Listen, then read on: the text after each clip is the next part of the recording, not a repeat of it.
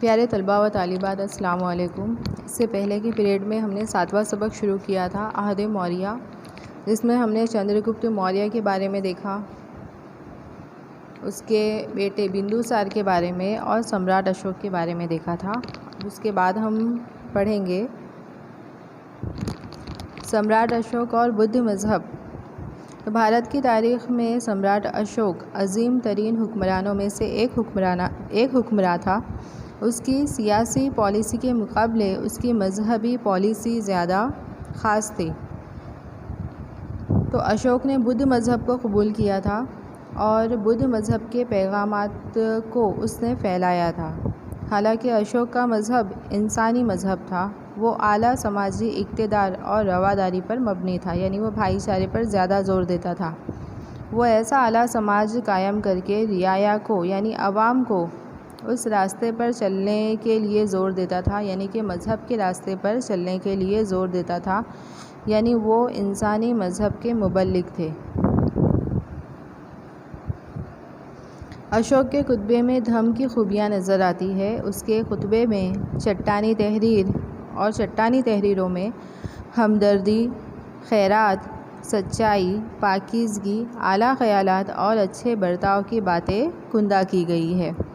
इसी तरह और भी तीसरे, चौथे और 12वें सुतून में उन्होंने बताया है कि लोगों को माँ बाप, ब्राह्मणों और शर्मनों का एहतराम करना चाहिए।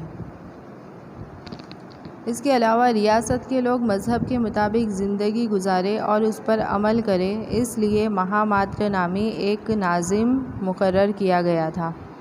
उसने बताया कि राजा प्रियदर्शनी तमाम फ़िरक़ों का एहतराम करते हैं।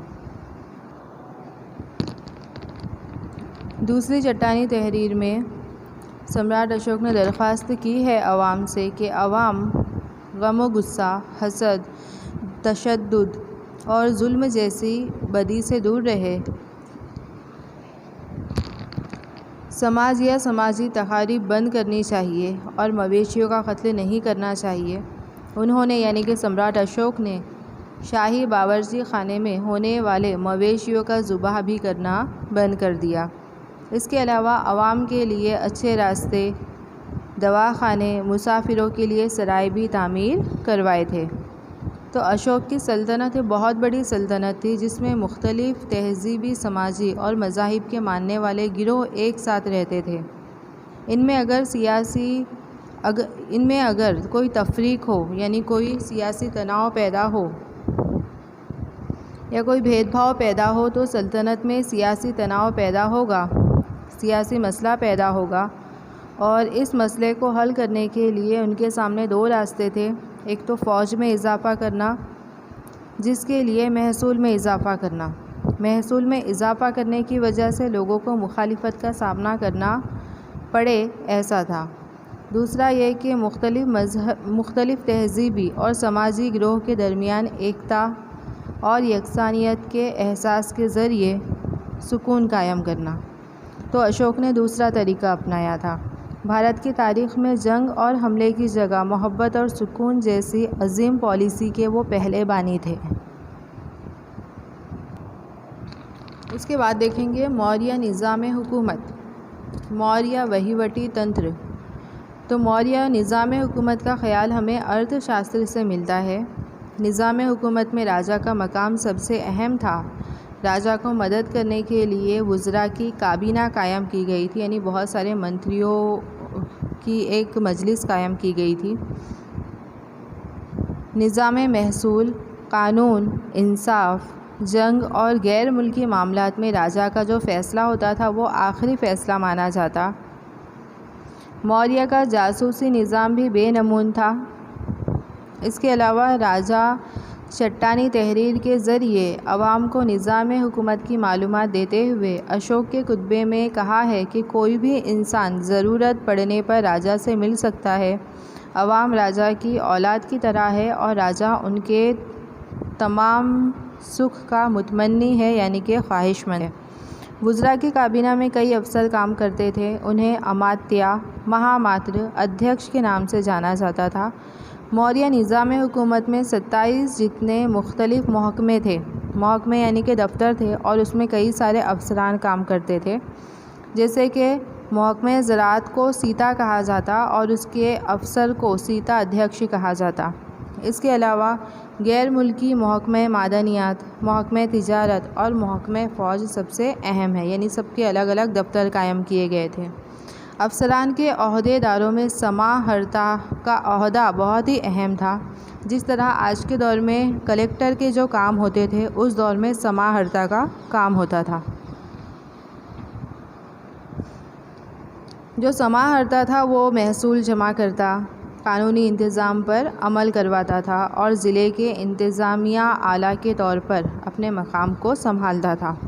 उसके मातहत तमाम ज़िले का इंतज़ाम होता था। इस तरह वो कलेक्टर का काम करता था। इसके अलावा मौर्य सल्तनत में फ़ौज ने भी अहम किरदार अदा किया। चंद्रगुप्त के पास बहुत बड़ी फ़ौज थी। चंद्रगुप्त मौर्य की फ़ौज में 6 लाख जितनी पैदल फ़ौज, 30,000 जितनी शह सवार फ़ौज यानी घुड़सवार, 9,000 और 8,000 रथ फ़ौज का शुमार होता है। हालांकि ये तादाद ज़्यादा है, लेकिन मौर्य हुकूमत के पास एक बहुत बड़ी फ़ौज थी। मेगास्थनीज़ ने भी फ़ौज के मुतालिक मालूमात दी है। किले की हिफाजत करने के लिए अंतपाल नामी फ़ौजी अफसर को रखा गया था। मेगास्थनीज़ के मुताबिक 5-5 अरकान की 6 समितियाँ पाटलिपुत्र के इंतज़ाम को संभालती थी। इसके अलावा कई सारी समितियाँ थी, जैसे एक समिति टैक्स की मालूमात रखती थी, टैक्स दरामद बरामद करती थी। दूसरी समिति जो थी वो बच्चे की पैदाइश और मौत की जांच करती थी। तो इस तरह जदीद निज़ाम इंतज़ाम की बहुत सी खुसूसियात हमें मौर्य के इंतज़ाम में देखने को मिलती है। इसके अलावा मौर्य दौर में दीवानी और फ़ौजदारी इस तरह 2 किस्म की अदालतें देखने को मिलती है। गांव में पंचायत अदलो इंसाफ का काम करती थी।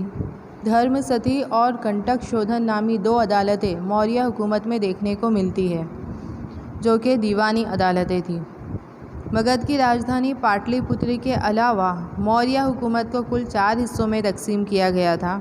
मिसाल के तौर पर मगरबी भारत की राजधानी तक्षशिला थी, जनूबी भारत की राजधानी स्वर्णगिरी, मशरक़ी भारत की राजधानी तोसाली और मगरबी भारत की राजधानी उज्जैन। इस तरह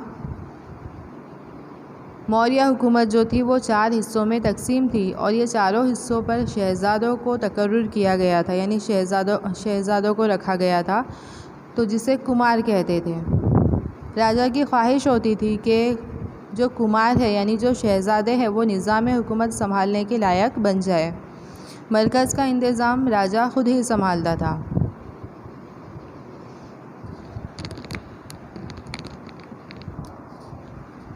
उसके बाद हम देखेंगे मौर्य दौर का माशी निज़ाम। तो मौर्य दौर में माशी निज़ाम का इन्हिसार खेती पर था। मौर्य के इंतज़ाम ने ज़रख़ेज़ ज़मीन के इस्तेमाल के लिए कोशिश की थी। उन्होंने नए मकामात भी तलाश करके खेती काम करने के लिए एक बड़ी इंसानी तादाद के हामिल इलाक़ों में लोगों को नए देहातों में बसाने का काम भी किया था। राजा जो होता था वो तमाम ज़मीनों का मालिक था, यानी तमाम खेती की ज़मीन का मालिक था। सीता अध्यक्ष तमाम ज़रई निज़ाम का वज़ीर था, मगर किसान भी खुद की ज़मीन के मालिक हो सकते हैं। जूनागढ़ में चंद्रगुप्त मौर्य ने सिंचाई करने के लिए सुदर्शन तालाब बनवाया था। इसके अलावा मौर्य हुकूमत के वक्त में तिजारत में भी काफ़ी तरक्की हुई थी। वाराणसी, मथुरा, गांधार, उज्जैन, बंगाल, गुजरात तिजारत के अहम मकामात थे। इसके अलावा उस दौर में तिजारत ज़मीनी रास्ते से और आबी रास्ते के ज़रिए की जाती थी। पाटलिपुत्र मुख्तलिफ़ तिजारती रास्तों के ज़रिए मुकम्मल भारत के साथ जुड़ा हुआ था। मगरबी बंगाल में आया हुआ ताम्रलिप्ति और मशरक़ी भारत के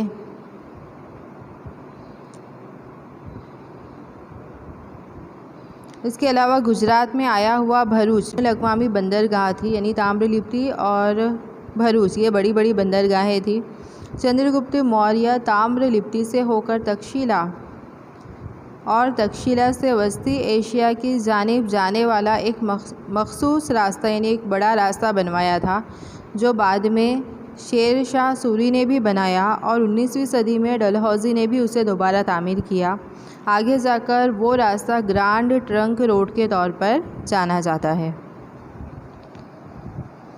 इसके अलावा तिजारत का एक अहम पहलू फ़न संग तराशी की तरक्की थी। ताजिरों और कारीगरों या मजमूई तौर पर सिलसिला बनाकर काम करते थे। लोहे की पैदावार के लिए एक अवसर रखा गया था, क्योंकि लोहा ये खेती, तिजारत और फ़ौजियों के लिए सबसे अहम धात थी। लोहे का अफसर लोहा अध्यक्ष के नाम से जाना जाता था और वो उसकी निगरानी करता था।